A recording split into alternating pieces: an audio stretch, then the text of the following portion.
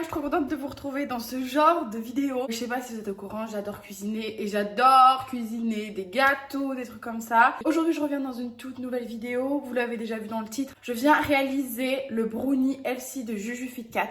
Je vous mets une petite photo juste ici. C'est censé ressembler à ça. Comment vous dire que je n'ai pas du tout tous les ingrédients que elle avait. Je vous mets juste ici tous les ingrédients. De toute façon, j'aurais fait un truc grave beau, donc je vous mets ici. Ça, c'est tous les ingrédients. J'ai changé quelques ingrédients. Il faut de la farine de riz. Moi, j'ai pas de farine de riz. J'ai de la farine de maïs ou de la farine de blé. Donc, écoutez, on fera avec ce qu'on a. Et ensuite, le sucre de coco. J'ai pas, donc je vais mettre du sucre roux. Voilà, écoutez, c'est parti. Tout d'abord, il faut 150 g d'avocat que je vais venir blender pour avoir une sorte de pâte d'avocat au lieu de tout écraser à la fourchette, ça va être plus rapide. Donc là, j'ai mon petit blender. Là, j'ai mes petits avocats. Donc je vais en prendre un et on va voir s'il fait 150 g. J'espère. Je prends ma petite balance. Ok, je prends mon petit saladier, je prends mes avocats. 150 g.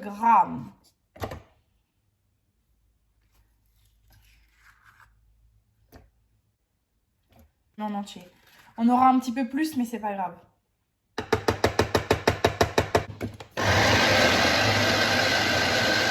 Bonne pâte d'avocado. Ah, ça a l'air trop bon. Oh, matez-moi ça. Alors, on mettra une musique parce que le bruit n'est pas trop ASMR là.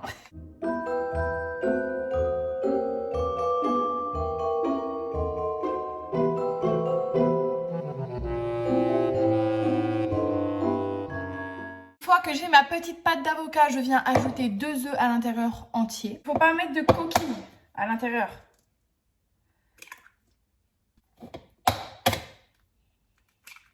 Et puis je viens mélanger cette petite préparation.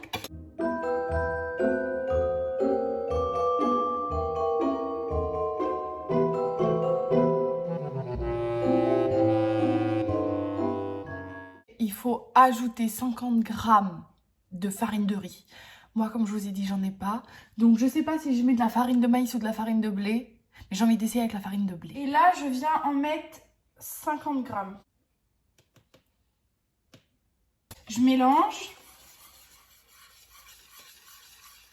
Ensuite, il faut 45 g de poudre de noisette. Donc, à l'occasion, j'ai acheté de la poudre de noisette. Donc, je vais ouvrir. Et on en met 45. On remélange la préparation.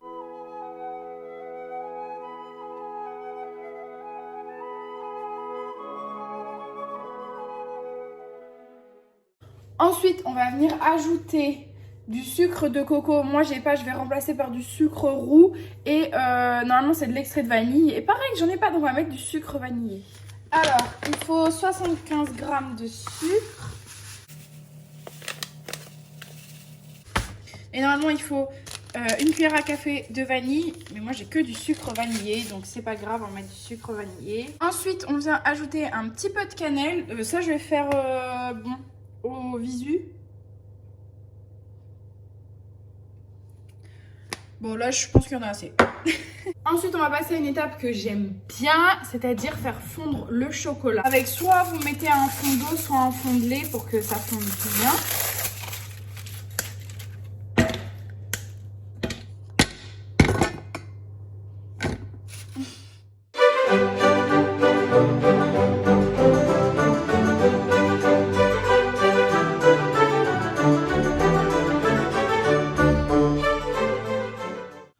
Une fois que le chocolat est prêt, on verse ça dans la préparation.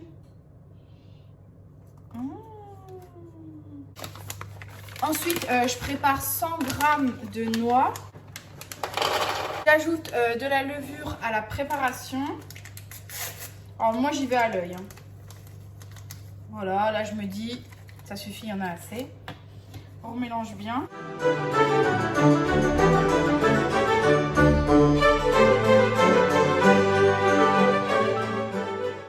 Et ensuite, je viens en mettre à l'intérieur. pour décorer le dessus du gâteau. Je mélange pour que ça se fonde à l'intérieur. Et je mets la préparation dedans.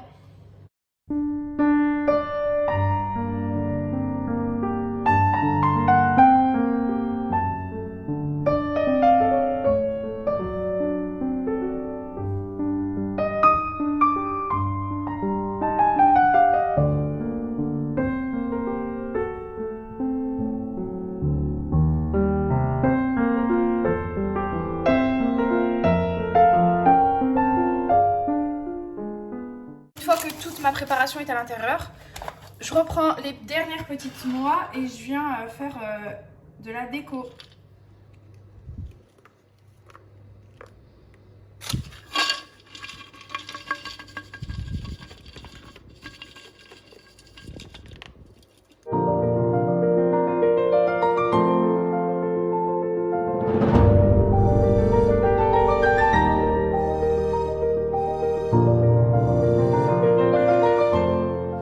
La recette est terminée, on met 25 à 30 minutes au four à 180 degrés et moi je vous dis à tout de suite. On se retrouve 25 minutes après, ça vient de sonner, du coup je vous montre le résultat.